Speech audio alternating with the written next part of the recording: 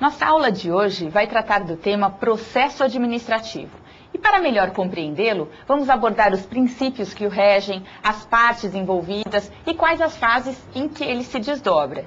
Veremos também a sindicância e o processo disciplinar, que são espécies do gênero processo administrativo. Quando falamos em processo, logo imaginamos aquele inerente ao Poder Judiciário. No entanto, num sentido amplo, o processo não é exclusividade, não é monopólio do Poder Judiciário. As três esferas do poder se utilizam de processos próprios, conforme estabelecido pela Constituição Federal. Assim, de um lado temos o processo legislativo, pelo qual o Estado elabora a lei, e de outro lado nós temos os processos administrativos e judiciais, através dos quais o Estado aplica a lei. A diferença entre o processo judicial e o processo administrativo é que este, ou seja, o processo administrativo, pode ser instaurado ou por provocação do administrado ou de ofício, quer dizer, pela própria administração pública. Ao passo em que aquele, ou seja, o processo judicial, somente se instaura mediante a provocação de uma das partes. Na relação jurídica, nós temos três polos: o autor, o réu e o juiz. Já no processo administrativo, há apenas dois, que são, de um lado, o administrado, aquele que requer algo perante a administração pública, e do outro, a própria administração pública, que atua como parte, mas que também profere a decisão. Então, dada essa relação bilateral do processo administrativo, há autores que preferem falar apenas em interessados e não em partes. Uma questão que vira e mexe é abordada nos exames, e por isso devemos trazê-la aqui, é a seguinte: quando a administração pública profere decisão, esta decisão, ela tem força de coisa julgada? A resposta é negativa, porque não pode haver, ao mesmo tempo, juiz e parte reunidos numa só pessoa. O que ocorre é que a decisão tomada pela administração pública tem efeito vinculante para si mesma, ou seja, a administração pública não pode depois querer se socorrer do Poder Judiciário para reverter aquela decisão administrativa que foi proferida por ela mesma em seu próprio desfavor, ou seja, reconhecendo o direito do administrado. E para que serve um processo administrativo? Ou melhor, qual que é o objetivo do processo administrativo? Antes de mais nada, ele é um instrumento de garantia dos administrados diante das prerrogativas públicas, ao mesmo tempo em que também concorre para a elaboração de uma decisão mais prudente, mais acertada.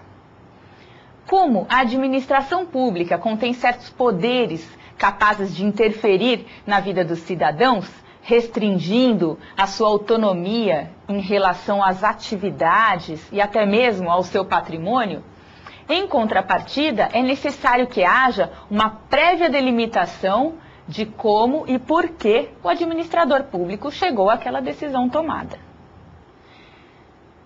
Tudo demanda um processo administrativo. Assim, por exemplo, alguém que queira construir em determinado terreno terá antes que solicitar uma licença para edificar junto ao órgão competente. A partir do requerimento do interessado, é instaurado um processo administrativo, pelo qual serão avaliadas as condições técnicas do projeto, bem como também sua adequação às normas vigentes. Se tiver tudo certo, tudo de acordo, ou seja, atendidas as exigências pelo administrado, ele pode finalmente obter o alvará para a construção de imóvel.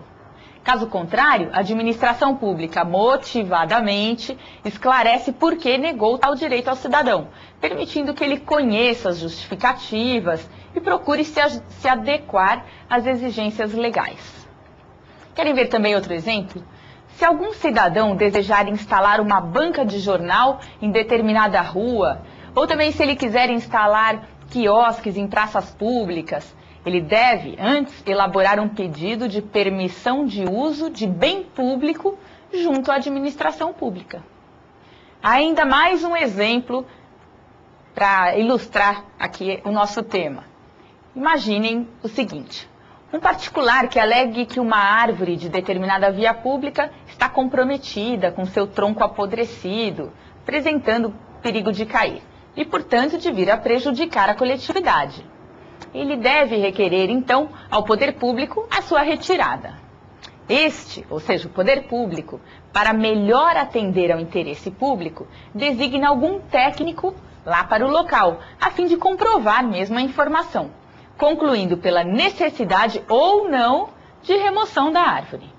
Todo esse caminho percorrido, desde o início até a decisão final proferida pela administração pública, é composto por uma sequência de atos, que forma então o processo administrativo, cujo objetivo é assegurar que a finalidade da lei foi atendida, permitindo não só as partes envolvidas, mas a toda a coletividade controlar esse resultado. Para toda e qualquer decisão que a administração pública for tomar, deve haver antes um processo que a justifique.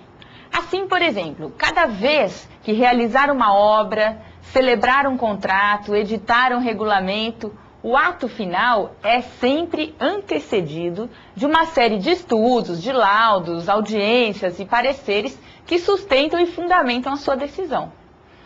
E uma observação que é importante. Existem autores que se utilizam das expressões processo administrativo e procedimento administrativo como sinônimas. Mas nós vamos aqui nos valer apenas da terminologia processo, já que procedimento é o rito de cada processo, quer dizer, a forma de proceder. Diferença essa que vocês já devem ter estudado na disciplina de processo civil.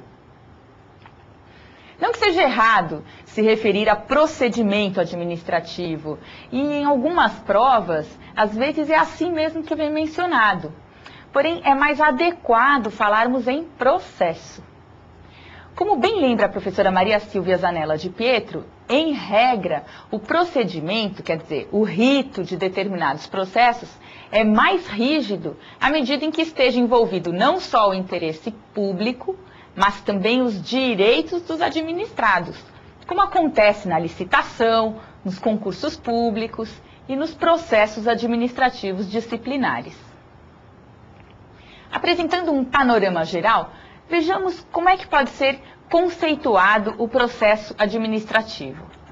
De acordo com as lições do professor Celso Antônio Bandeira de Mello, procedimento ou processo administrativo é uma sucessão itinerária e encadeada de atos administrativos que tendem todos a um resultado final e conclusivo. Hoje, existe uma lei geral que regula o processo administrativo